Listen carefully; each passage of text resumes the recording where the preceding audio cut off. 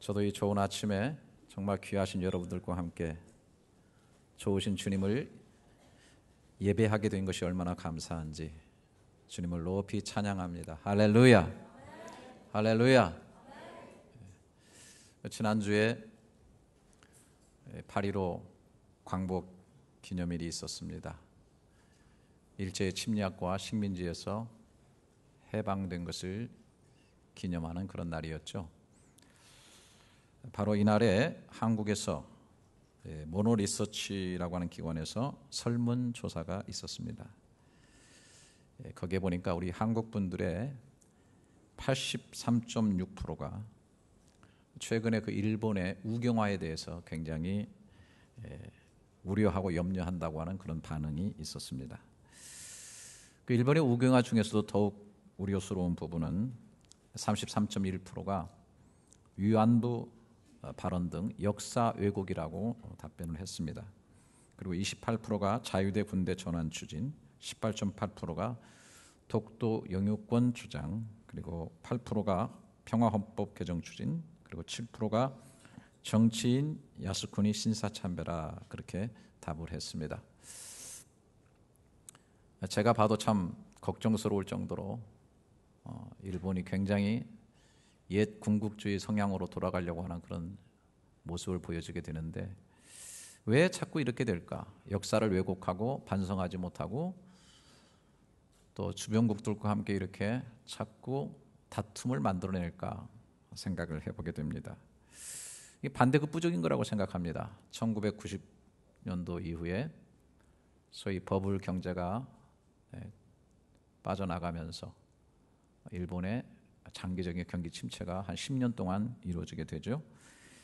그 이후 출범한 고이즈미 주니치로의 내각에 의해서 장기 불황에서 탈출하는 듯 했지만 2008년도에 세계적으로 밀려온 세계의 경기 금융 침체로 인해서 엄청난 타격을 받게 됩니다.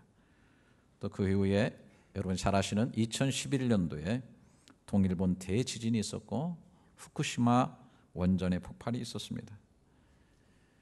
경제 악화 위기에 총체적인 난국에 봉착하게 된 것이죠. 그래서 일본도 유리엄치 높은 그 실업률을 기록하고 있습니다. 사실 우리 한국의 젊은이들도 너무나 힘든 가운데서 소위 사포 현상이라고 그래가지고 취업 포기, 연애 포기, 또 결혼 포기, 그리고 결혼하고 나서도 출산 포기라고 하는 이 사포의 현상을 가지고 있는데 일본도 소위 니트족 또 프리타족이 상당히 유행을 하고 있습니다. 이 니트라고 하는 것은 무의도식하면서 부모님께 의존하며 살아가는 젊은이들을 말하고 이 프리타라고 하는 것은 아르바이트를 하면서 근근하게 살아가면서도 자유를 누리는 젊은이들이라고 하는 것이죠. 왜 이런 현상이 벌어지고 있는가? 이런 경제적인 위기, 총체적인 난국 속에서 사람들은 뭔가 그 1930년도에 군국주의의 그 향수에 젖어 있는 것 아닌가, 그 추억에 젖어 있는 거 아닌가 그런 생각을 해봅니다. 니트족의 일본 한 젊은이가 인터넷에 올린 글에 의하면은 참 내가 왜 이런 일본에서 태어나고 살고 있는지 너무 한심스럽다고 하면서 이런 것을 타개하려고 한다면 전쟁이 일어나야 되지 않겠는가라고 하는 그런 얘기를 하고 있는 것이죠. 사람들은 바로 이런 것들을 좀 벗어나기 위해서 군국주의의 향수를 가지고 자꾸 우경화 쪽으로 치닫고 있는데 그런 성향을 이용해서 정치인 욕망을 키우고 정권을 잡으려고 아베와 그 내각들이 이렇게 자꾸 사람들을 선동해 나가는 거 아닌가 그런 생각을 하게 됩니다. 성경적으로 보게 되면 하나님께서 교만한 자를 물리치시고 겸손한 자들에게 은혜를 주시고 들어 쓰시게 되는데 자꾸 과거에 대한 진정한 의미에서의 참여와 반성 또 겸손함이 없이 스스로 강해지려고 하다 보면은 오히려 더 망하는 길로 가게 되지 않겠는가 그런 생각이 들고 앞으로 생각할 때 땅들이 좀 더 흔들리게 되고 더 어려운 일들을 좀 겪어가지 않겠는가 하는 그런 예상을 하게 됩니다. 세상을 살아가면서 싸움과 다툼이 어디서 옵니까? 사람들의 교만과 그 속에 있는 욕심 때문에 이루어진다고 성경은 말하고 있습니다. 오늘 4장 1절 2절에 보면 너희 중에서 싸움이 어디로부터 다툼이 어디로부터 나느냐 너희 지체 중에서 싸우는 정욕으로부터 나는 것이 아니냐 너희는 욕심을 내어도 얻지 못하여 살인하며 시기하여도 능히 취하지 못함으로 다투고 싸우는도다. 과오를 깊이 반성하고 겸손하면 하나님께서 은혜를 주시고 살 길이 있는데 사람들은 정욕을 키워가며 더 다투고 더 강해지려고 살인하면서 싸우며 살아가고 있다라고 하는 것입니다. 우리 신앙생활에서도 마찬가지입니다. 왜 우리가 얻지 못하며 살아가고 있습니까? 구하지 않기 때문이라고 말합니다. 구하여도 왜 받지 못합니까? 정욕 때문에 잘못 구하고 있기 때문이라고 말하는 것입니다. 오늘 그래서 야고보서 4장 2절 3절에 보니까 너희가 얻지 못함은 구하지 아니하며 구하여도 받지 못함은 정욕으로 쓰려고 잘못 구하기 때문이라고 말씀하고 있습니다. 예배와 신앙생활과 기도에 잔뜩 정욕적인 것이 들어와 있기 때문에 신앙생활하는 것도 마치 간음하는 여인과 같은 그런 신앙생활을 하고 있다고 하는 것입니다. 오늘 4절에 보니까 가늠한 여인들아 세상과 벗된 것이 하나님과 원수됨을 알지 못하느냐 그런즉 누구든지 세상과 벗이 되고자 하는 자는 스스로 하나님과 원수되는 것이니라. 세상을 친구 삼고 마음을 빼앗기고 세상과 너무 친밀해지면 하나님 편에서 볼 때 간음이고 하나님과 원수되는 관계가 되어진다고 하는 것입니다. 여러분 사랑하는 애인이 다른 사람에게 마음을 잔뜩 뺏기고 자꾸 다른 사람 만나고 다른 사람을 향해서 사랑과 정성이 쏟아지게 된다면 어떻게 되겠습니까? 아내가 남편이 그렇게 되면 얼마나 고통스럽겠습니까? 하나님은 기계가 아니십니다. 마음은 다른 곳에 가 있고 생각은 없는데 기도만 하고 예배를 드린다고 하나님이 기뻐 받으시는 분이 아니라고 하는 것입니다. 하나님은 모든 것을 다 알고 계시는 인격적인 분이시기 때문에 그렇습니다. 그래서 하나님은 세상으로 나가 있는 우리의 마음과 생각 그것 때문에 우리를 사랑하는 일에 대해서는 시기와 질투까지 하신다고 성경은 말합니다. 이런 표현들 참 인간적으로 볼 때는 약간 좀 저속한 그런 표현 같지만은 성경에 보면 하나님께서 우리를 사랑하시는 일에 대해서는 질투하신다고 하는 표현을 엄청나게 많이 쓰고 있는 것을 볼 수 있습니다. 오늘 여기 5절에도 보면 너희는 하나님이 우리 속에 거하 계신 성령이 시기하기까지 사모한다 하신 말씀을 헛된 줄로 생각하느냐? 그 말이 헛되냐? 우리 속에 거하 계신 성령이 시기하기까지 질투하기까지 우리를 사모한다. 우리 마음속에 계신 성령님은 우리를 잘 알고 계신데 우리의 마음이 다른 곳에 가 있고 자꾸 다른 곳으로 흘러가고 있다고 할 때에 하나님보다 더 사랑하는 것들이 자꾸 있다고 할 때에 그 성령은 질투하기까지 우리를 사랑하고 사모하고 있다라고 하는 사실을 얘기해 주고 있는 것입니다. 신명기 6장 15절에 보면 너희 중에 계신 너희의 하나님 여호와는 질투하시는 하나님인즉 너희 하나님 여호와께서 내게 진노하사 너를 치변해서 멸절시키기가 두려워하노라. 질투하는 하나님이라고 말씀합니다. 시편 기자는 시편 79편 5절에서 여호와여 어느 때까지니까 영원히 노하시리까 주의 질투가 불붙듯 하시리까. 주님의 사랑의 질투는 마치 불이 붙는 것처럼 불붙듯하게 나타난다고 하는 것입니다. 서가랴서 8장 2절에도 만군의 여호와가 이같이 말하노라. 내가 시온을 위하여 크게 질투하며 그를 위하여 크게 분노함으로 질투하노라. 나의 사랑 나의 백성 이스라엘 나의 시온이 그 마음이 다른 곳으로 가 있을 때 나의 중심 속에서 그 분노함으로 큰 질투가 일어난다고 말하고 있는 것입니다. 우리 속에 계신 성령님이 사랑의 질투를 느끼시고 이것 때문에 근심하시고 걱정하실 수 있다고 하는 사실을 성경은 말합니다. 에베소서 4장 30절에 하나님의 성령을 근심하게 하지 말라. 그 안에서 너희가 구원의 날까지 인치심을 받았느니라 그랬습니다. 그런데 오늘은 거기서 그치지 아니하고 오늘 6절은 이렇게 말합니다. 그러나 더욱 큰 은혜를 주시나니 하나님은 더욱더 큰 은혜를 우리에게 베풀어 주시기를 원한다. 그러므로 일렀을 때 하나님이 교만한 자를 물리치시고 겸손한 자에게 은혜를 주신다 하였느니라. 하나님은 어떤 자에게 더 큰 은혜, 계속적인 은혜, 지속적인 은혜, 변치 않는 은혜를 주시는가? 겸손한 자에게 주신다고 하는 것입니다. 우리가 이왕의 신앙생활할 때 늘 겸손한 마음을 가지고 하나님의 주시는 더 큰 은혜를 누리며 살 수 있기를 축원합니다. 이 겸손한 삶을 유지하는 비결은 여기 7절에 이렇게 말합니다. 그런즉 너희는 하나님께 복종할지어다. 마귀를 대적하라. 그리하면 너희를 피하리라. 하나님께 계속 복종하는 삶을 살아가는 것입니다. 여기 복종할지어다는 헬라어 동사는 히포타키네테입니다. 이 단어는 두 개의 이 단어로 붙어 있는 것입니다. 휘포라고 하는 것은 원래 아래라고 하는 뜻이고, 이 타소라고 하는 말은 놓다, 놓이다 그런 뜻입니다. 한마디로 해서 복종이라고 하는 것은 하나님 아래 자신을 두는 것을 말합니다. 겸손이라고 하는 것은 복종에서 나오는 건데, 이 복종은 하나님 아래 자기 자신을 정확하게 두는 것을 말합니다. 내가 하나님 되려는 삶에서 나를 스스로 끌어내려야 된다고 하는 것입니다. 우리가 아랫사람한테 화가 날 때 윗사람들이 쓰는 표현이 있죠. 야, 이제 네가 나를 밟고 올라서냐? 내 머리 꼭대기에서 놀아라. 그런 얘기를 많이 합니다. 하나님도 마찬가지입니다. 하나님이 주신 생명과 하나님이 주신 생각과 하나님이 주신 자유를 가지고 하나님을 짓밟고 하나님 위에 올라서서 스스로가 하나님 되려 하는 것을 하나님은 싫어하시는 것입니다. 그래서 하나님은 교만한 자를 물리치시고 겸손한 자에게만 은혜를 주신다. 원래 내 자리, 하나님을 하나님 되게 하고 내가 있어야 될 내 자리에 내가 스스로 내려가 있을 때에 하나님의 은혜는 막히지 아니하고 나에게 흘러오는 거예요. 그래서 하나님의 은혜를 가장 막게 하는 근본 원인은 뭐냐면 바로 나 자신입니다.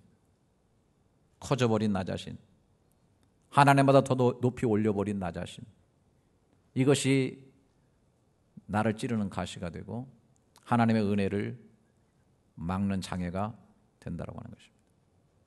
마귀를 대적하라. 그러면 저가 피하리라. 나를 키워서 큰 나로 사탄을 대적하는 것이 아니라 내 속에 계신 하나님이 커지시고 내가 하나님 앞에 복종함으로 하나님이 나를 붙잡고 쓰실 때에 사탄을 대적하게 될 때 그 사탄이 하나님에 의해서 물러가게 되는 것입니다. 하나님께 복종함으로 겸손하라. 더 나아가서 하나님께 적극적으로 가까이 하면서 사는 것을 말합니다. 8절에 하나님을 가까이 하라. 그리하면 너희를 가까이 하시리라. 죄인들아 손을 깨끗이 하라. 두 마음을 품은 자들아 마음을 성결하게 하라라고 말했습니다. 미국의 인류학자인 에드워드 홀이라고 하는 분은 관계와 그 공간에 대해서 깊이 연구를 했습니다. 그래서 인간의 그 관계에 있어서의 거리를 4개로 그는 나눴는데 참 재밌게 나눴습니다. 첫째로 친밀한 거리, 소위 intimate distance가 있는데 45cm 이내의 거리라는 것입니다. 그래서 애인끼리가 이 친밀한 거리를 갖고 있다는 거예요. 또 엄마와 아이가 친밀한 거리를 갖고 있다는 거예요. 45cm의 거리. 둘째로 사적인 거리, 소위 personal distance가 있다는 거예요. 45cm에서 120cm의 거리인데 친구라든지 가까운 아주 지인들끼리의 관계를 사적 거리를. 조금 더 나가면 사회적 거리가 있었다는 거예요. social distance입니다. 이거는 한 120cm에서 360cm의 거리인데 이거는 우리가 세상을 살아가면서 업무라든지 이런 공적인 일로 맺어진 그런 관계의 거리, 이것을 소위 사적 personal distance라고. 사적은 social distance. 그리고 이제 공적인 거리가 있는데 이것은 360cm 이상의 거리. 예를 들어서 뭐 음악회를 한다 그러면은 여기 가수가 있고 청중들이 있어가지고 갑자기 만들어진 그런 관계인데 물론 서로 관계를 주고받고 레스폰스 하지만은 그것은 public response라고 하는 거예요. distance라고 하는 거예요. 예. 그러니까 공적인 거리를 가지고 움직여지는 그런 상태를 말하는 거죠.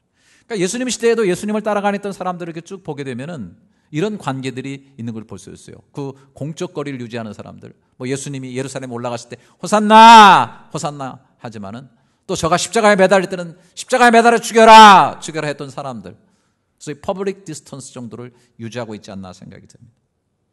또 예를 들어서 소셜 디스턴스 같은 경우는 그냥 가서 뭐 말씀을 듣고 야 대단하신 분이네, 와 놀라운 선지자가 나타나셨구만, 뭐 이런 정도가 아니겠는가.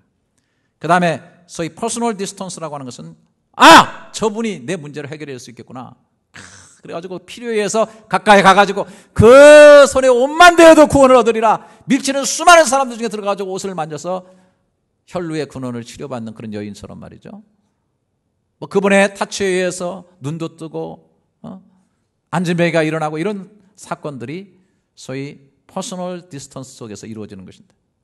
네, 소위 더 가까운 아주 친밀한 관계, 예수님을 따라다니면서 훈련받고 예수님과 같이 호흡하면서 예수님의 성품으로 훈련받고 자라난 예수님의 제자들, 이것이 바로 소위 intimate distance, 친밀한 거리에 있던 그런 사람들. 굳이 나눠본다면 이러지 않겠는가 생각해요. 오늘날 수많은 사람들이 영혼의 구세주라고 하는 예수를 믿고 천국 가는 길을 감에 있어서 과연 하나님과의 관계에 있어서 어느 정도의 디스턴스를 유지하며 살아가고 있는가? 어떤 사람들은 그분이 그 종교적으로 기독교의 창시자고 뭐 예수 믿는 사람들은 구원자라고 그러는데 기독교 종교를 이 땅에 만든 사람 아니야? 뭐 그 정도로 인식하고 있는 퍼블릭 디스턴스가 아닐지 모르겠어요. 소셜 디스턴스, 주일날 교회 와가지고 예배는 드릴 수 있고 주일날 예배가 시간이 되니까 자동으로 와서 드리고 있지만은 떠나가면은 다 잊어버리고 아무것도 아니고 그냥 세상 속에서는 난 교인이야, 교인. 그런 정도. 어떤 사람들은 필요할 때 정말 적극적으로 나와가지고 새벽 기도도 나오고 수요예배도 나와서 필요할 때는 나와서 개인적으로 기도도 하면서 성경도 읽어가면서 그냥 그렇게 하면서 은혜도 체험하고 하나님의 역사도 체험하고 능력도 체험하고 퍼스널 디스턴스 정도. 근데 어떤 사람은 정말 주님과 늘 하나 되어서 같이 호흡하고 주님의 생각을 생각하고 주님의 가치관으로 살려고 노력하고 주님의 성품을 성령으로 말미암아 날마다 닮아가려고 노력하고 주님이 정말 나와 같이 호흡하고 계시구나, 내 삶에 관여하고 계시구나, 순간마다 나를 이끌고 계시구나, 아주 친밀한 관계 속에서 살아가는 그런 사람도 있을 것이라고 생각해 봅니다.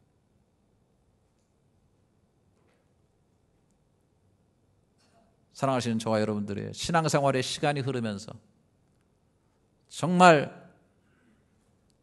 퍼스널 디스턴스를 넘어서서 인티메이트 디스턴스, 정말 친밀한 주님과의 깊은 관계로 더 깊이 들어가시기를 주님의 이름으로 축원합니다. 그럼 하나님이 정말 가까이 하신다, 가까이 계심을 우리가 더 느끼고 그분의 살아계심과 역사하심과 일하여 주심에 대한 증거들을 우리가 많이 가지고 기왕의 신앙생활할 때 더 가까이 가서 더 큰 은혜를 주시나니 그 크신 은혜를 누리며 살아가라고 하는 거예요. 여러분, 회개라는 게 뭡니까? 가까이 가려고 하는 주님과의 그 장애 속에서 있었던 그 장애를 치워내는 거예요. 나도 모르게 주님보다 높아졌던 그 모든 것들을 다 치워내는 것, 이것이 바로 회개가 아니겠어요? 그래서 8절에 다시 말합니다. 하나님을 가까이 하라, 그리하면 너희를 가까이 하시리라. 죄인들아, 손을 깨끗이 하라. 두 마음을 품은 자들아, 마음을 성결하게 하라. 슬퍼하며 애통하며 울지어다. 너희 웃음을 애통으로, 너희 즐거움을 근심으로 바꿔라. 애통하는 마음을 가지고 하나님을 하나님으로 두지 못하고 하나님과의 관계에서 멀어지고 있는 모든 장애들을 제거하는 통로를 정결케 함으로 베푸시는 더욱 큰 은혜가 내 삶 가운데 쏟아지게 하라는 거예요. 자, 이렇게 살면 주님이 어떻게 해주십니까? 10절에 보니까 주 앞에서 낮추라. 그리하면 주께서 너희를 높이시리라. 저는 이 말씀 아무리 생각해도 너무 재밌어요. 우리가 원래 당연히 낮은 존재인 것입니다. 하나님과의 관계에서 우리가 얼마나 낮은 존재입니까? 제가 늘 그런 말씀 드리지만은 창조물과 피조물, 우리는 저 애벌레를 갖다가 아유 더러워, 어이 저 애벌레, 그래 봤댔자 피조물과 피조물 사이예요. 내가 잘나봤댔자 나도 피조물이고 애벌레도 피조물이에요. 그런데 하나님은 창조주시고 나는 피조물이에요. 그 앞에서 잘났다고 할 것도 없고 그 앞에서 높아질 것도 없고 그 앞에서 소리칠 것도 없어요. 원래 낮은 자예요. 근데 원래 낮은 자가 낮은 자의 위치에 있다고 하나님이 그것을 기특하게 여기시고 높여주시리라. 참 하나님은 너무 멋진 분 같아. 우리가 다 주님 거 가지고 쓰면서 주님께 돌려드리고 주님께 올려드리고 그러면 주님은 너무 기쁘셔가지고 또 그것을 가지고 미래의 좋은 터를 쌓도록 우리의 삶 가운데 충만한 것으로 누르고 흔들어 등이 넘치게 채워주세요. 할렐루야. 아니 당연히 주님 거니까 주님께 당연히 드려야 되는, 너무 맞잖아요. 그런데도 주님은 또 그것이 기특하다고, 마치 부모가 자식에게 용돈을 주는데 용돈 가지고 부모의 좋은 것을 사가지고 와가지고 너무 부모님 감사히 오면 내 자식 내 새끼 너무 좋아가지고 헬렐레 해가지고 더 좋은 거 주고 싶은, 막 주고 싶은, 다 주고 싶은 그런 부모의 심정처럼 말이죠. 주 앞에서 우리 자신을 낮추고 겸손하게 지면 은혜가 흐르게 되고 주님은 결국 우리를 높여주십니다. 주님이 높여주시면 존귀한 자가 됩니다. 주님이 높여주시면 가치 있는 인생이 됩니다. 주님이 높여주시면 자유하는 인생이 되는 거예요. 할렐루야. 여러분 세상에서 직분으로 높임받고 돈 많아서 높임받고 이러려고 일본인처럼 강한 것으로 이렇게 만들어 부풀려 가지고 높임받으려고 하는 그런 생각 버리세요. 쓸데없는 생각입니다, 여러분. 그래, 직분으로 세상에서 자리가 있기 때문에 고개 숙일지 몰라도요, 마음은 고개 숙이지 않아요. 마음은 높이지 않아요. 여러분, 제가 목사이기 때문에 여러분 저를 만나서 인사할지 모르지만은 마음속에 충심으로 좋아하고 존경하지 않으면 눈빛이 달라요. 그런 걸 받고 싶은 것이지. 그 직분에는 누구나 앉을 수 있어요. 저 아니라도 다른 사람이 앉을 수 있어요. 이 세상에서 정말 존귀한 자가 되시고 정말 가치 있는 자가 되시고 정말 사랑을 받는, 높임을 받는 그런 주님으로부터의 높여주심을 받는 자들이 될 수 있기를 주님의 이름으로 축원합니다. 이 일 때문에 주님은 우리를 겸손으로 늘 만들어주시는 거예요. 겸손하라 겸손하라 하시고 모든 사건과 여건들을 통해서 우리를 훈련하시고 은혜 받을 만한 자로서 겸손하게 우리를 만들어 주시는 거예요. 제가 좋아하는 김소엽이라고 하는 권사님, 그분이 시인입니다. 이번에 국민일보 미션날에 보니까 그분의 간증이 쭉 실리고 있는데요, 그 마음속에 뜬 별이라는 그런 시집으로 제11회 윤동주 문학상을 수상하기도 했어요. 얼마 전에 고이 기념 시집을 냈는데요, 참 이분이 어려운 환경 속에서 물론 자랐지만은 공부도 많이 했고 또 좋은 남편을 만났어요. 정말 신앙의 남편, 자상한 남편, 정말 좋은 남편을 만나가지고 그분과 더불어서 그분 남편이 프린스턴의 교환 교수로 가게 될 때 미국에 가서 살기도 하고 또 한국에 건너와서 연세대에서 가르치니까 얼마나 교수 부인으로서 평안한 삶을 누렸는지 몰라요. 그런데 너무 열심히 살아가지고 소위 40대에 과로사가 온 거예요. 그 남편한테. 그냥 간이 안 좋아졌다고 진단을 받은 지 2주 만에 급속하게 그냥 세상을 떠버리고 말았어요. 얼마나 허탈했습니까? 얼마나 고통스러웠습니까? 세상뿐 아니라 그렇게 잘 믿던 하나님도 원망스러웠습니다. 목사님의 위로의 말씀도 믿음 좋은 주변의 자상한 동료의 보살핌도 다 부질이 없었습니다. 그때의 간증을 이렇게 쓰고 있습니다. 하나님께 항가하며 반역하니 하나님과의 바른 관계가 깨지고 어긋나게 되었습니다. 하나님과 어긋나 버리니 그 자리가 바로 지옥이었습니다. 살아있는 것이 고통이고 하늘을 보기도 땅을 딛기도 부끄러웠습니다. 그런데 하나님을 부인하니 앞으로 살아갈 날의 시간의 무게가 한없이 무겁게 느껴졌습니다. 지옥에서는 시간의 무게를 느낀다는 걸 나는 그때 깨달았습니다. 그러니 살아있다는 것 자체가 고통스러워 견딜 수 없었습니다. 할 수만 있다면 나도 따라 죽고 싶었습니다. 가버린 남편을 두고 음식을 먹을 수 없었습니다. 내 몸이 음식을 받아들이지 않았습니다. 몸은 수척이 갔습니다. 결국 링거를 꽂고 생명을 이어갔습니다. 교회 식구들이 찻죽 깨죽을 들고 왔지만 참담하며 먹을 수 없었습니다.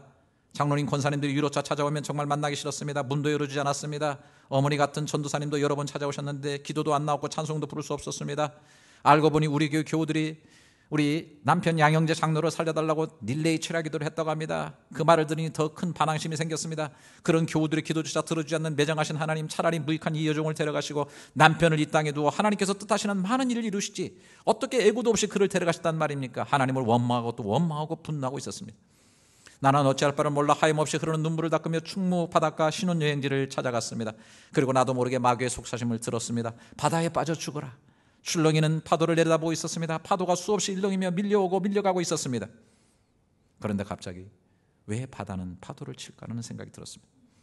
육지에서 버리는 모든 우물, 폐수, 나의 때를 씻은 물, 무엇이든 종국에는 바다로 흘러갑니다. 그러나 바다는 거부하지 않고 그 모두를 받아들입니다. 그래서 바다인 것입니다. 만약 바다에 해심이라는 게 있다면 그 더러운 물이 흘러들어왔을 때 얼마나 괴로웠겠습니까? 그러나 그 오폐수를 받아들인 바다는 스스로 일렁이고 뒤섞여서 그 더러움을 삭히고 다시 그 부패를 방지하는 소금을 만드는 것이 아닙니까? 나는 이 엄연한 진실 앞에서 경성함에 이르게 되었습니다. 하나님은 너희는 세상의 빛이다, 너희는 세상의 소금이라고 말씀하셨습니다. 소금이 되라고 하셨습니다. 나는 내 앞에 놓인 고난에 대해서 화를 내고 거부하고 반항하고 있는데 바다는 묵묵히 그 고통을 인내하며 도리어 고통을 사겨 소금을 만들어내고 있었습니다. 나는 바다만도 못한 존재였습니다. 내 앞에 놓인 고난에 순종하며 그 고난을 소금으로 만들라는 하나님의 음성이 들렸습니다. 여기서 건져 올린 시가 바로 바다에 뜬 별입니다.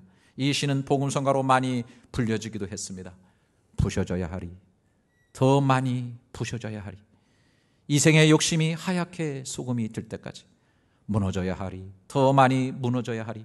엉망먼 부딪혀 푸른 상처로 칠폰이 드러눕기까지 깨져야 하리, 더 많이 깨지고 또 깨어져 자화와 교만과 아집이 물보라가 될 때까지 씻겨야 하리, 더 많이 씻기고 더 씻겨 제 몸 속살까지 하늘에 비춰야 하리. 그래서 비로소 고해질이 슬픔도 괴로움도 씻기고 부서져 맑고 깊은 바다들이 그 영혼의 바다에 맑고 고운 사랑의 별 하나 뜨게 하리. 정말 자신을 깨어 부수며 완전한 겸손으로 나아가니 은혜의 별들이 그의 가슴 속에 뜨게 되었어요. 그래서 이분을 별의 시인이라고 별명을 부르는데 정말 별처럼 높이 그를 하나님께서 사용하시는 존재가 되었습니다. 우리는 이왕에 예수 믿고 살 때 하나님이 주시는 더 큰 은혜를 받고 그 은혜의 힘으로 사는 그리스도인들이 될 수 있기를 주님의 이름으로 축원합니다. 미국 테네시주의 한 마을에 벤 후퍼라고 하는 아이가 태어났습니다. 날 때부터 작은 체구였고 아버지가 누군지 모르는 사생아였습니다. 마을 사람들조차도 이 자기의 자녀들이 이 벤 후퍼와 노는 것을 원치 않았습니다. 아이들도 그를 놀리며 멸시했습니다. 이 벤 후퍼가 12살이 될 때 그 시골 마을 작은 곳에 새로운 젊은 목사님이 부임하게 되었습니다. 그때까지는 교회를 한 번도 가본 적이 없는데 들리는 얘기하면 이 목사님이 가는 곳마다 분위기가 밝아지고 사람들이 격려를 받는다는, 그리고 사람들이 그 예배 속에서 엄청나게 은혜를 받는다고 하는 얘기를 듣고서 이 어린 소년의 가슴 속에도 이 교회를 꼭 나가보고 싶었습니다. 교회를 가기 시작했습니다.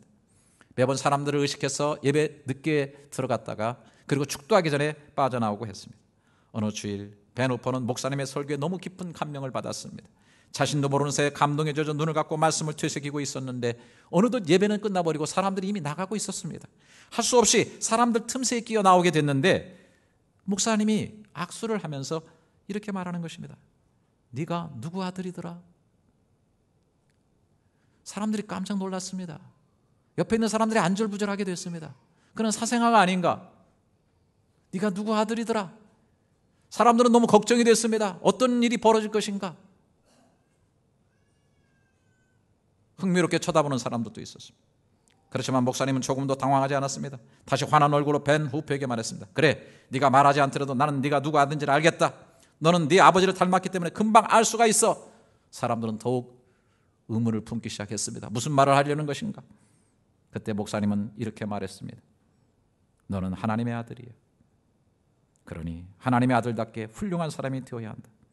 고개 숙이고 돌아가는 그의 등을 두들기면서 목사님이 말씀해 주셨습니다. 세월이 흘러 벤 후퍼가 테네시주의 주지사가 되었습니다.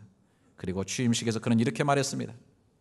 그때 목사님을 만나서 하나님의 아들이라는 말을 듣던 그날이 바로 테네시주의 주지사가 태어난 날입니다. 여러분, 우리는 수많이 말합니다. 우리가 하나님의 아들이요 하나님의 자녀라고 말합니다. 그러나 오늘 이 벤 후퍼가 삶 가운데서 너는 하나님의 아들이야, 하나님의 자녀답게 훌륭하게 자라야 되라고 하는, 하나님의 아들이라고 하는 것에서 흘러나오는 큰 은혜를 과연 누리면서 그 은혜로 인하여 살아가고 있느냐라고 하는 사실입니다. 우리의 삶에 그 은혜가 보여지고 있느냐는 사실입니다. 여러분, 부모에 대해서는 자식이 잘 알 거예요. 누가 뭐래도 내 부모에 대해서 자식들이 잘할 겁니다. 솔로몬은 그 아버지 다윗을 생각할 때 다윗의 삶을 이렇게 얘기를 했습니다. 열왕기상 3장 6절에 솔로몬 이르되 주의 종 내 아버지 다윗이 성실과 공의와 정직한 마음으로 주와 함께 주 앞에서 행함으로 주께서 그에게 큰 은혜를 베푸셨고 주께서 또 그를 위하여 이 큰 은혜를 항상 주사 오늘과 같이 그의 자리에 앉을 아들을 그에게 주셨나이다. 주께서 그에게 큰 은혜를 베푸셨고 그 큰 은혜가 항상 있었기 때문에 다윗이 될 수 있었다고 하는 사실을 고백하고 있는 것입니다. 하나님이 주시는 큰 은혜가 다윗에게 있었다고 하는 사실. 여러분, 초대교회 성도들은 특별히 다릅니다. 우리와 무언가 다릅니다. 그들도 큰 은혜 때문에 달라진 삶을 살았던 것입니다.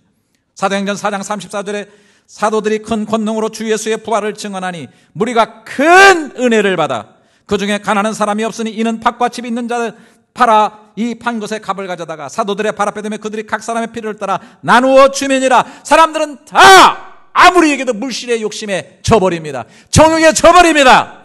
먹고 살기 위해서 목구멍에 포도청이라는 말 앞에서 다 세상과 벗하며 세상과 간음하며 세상과 타협하며 살아가는데 그 강력한 물질의 파워를 끊으면서 자기의 물질을 아깝다 하지 않고 사도들의 발 앞에 두고 가난하고 부족한 사람들을 향하여 나누었던 삶이 이루어질 수 있었던 이 파워는